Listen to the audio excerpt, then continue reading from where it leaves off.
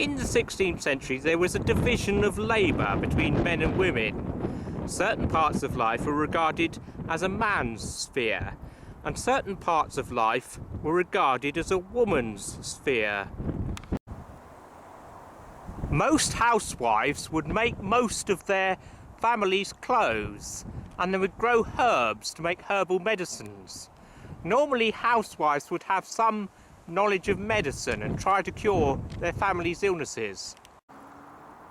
Women also did certain tasks on farms, like feeding animals and milking cows. And in the 16th century, most farmers couldn't run a farm without their wives' help. Also, most merchants couldn't run a business without their wife's help. Often when a merchant died, he left his business in his will to his wife because she would know how to run it. Often, when a merchant was away on business, he would leave his wife in charge of the business. And in 1513, Henry VIII went to war with France. He made his wife, Catherine of Aragon, governor of the realm and captain general of the home forces while he was away.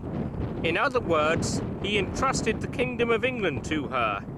In 1544, Henry went to war again.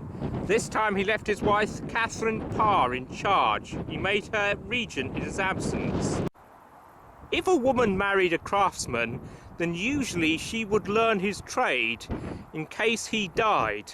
Then she could support herself.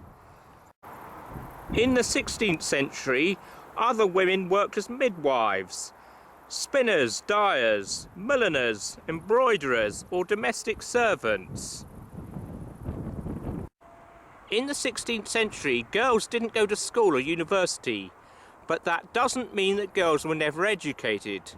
Upper-class girls were usually taught by a tutor at home, and often upper-class women were highly educated.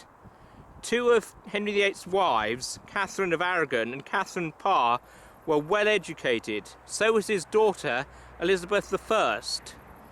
Middle-class girls were usually taught reading and writing and arithmetic by their mothers.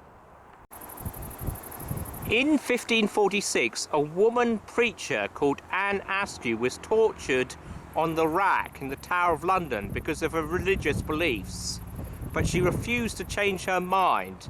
Incidentally, she is the only woman recorded as being tortured in the Tower of London.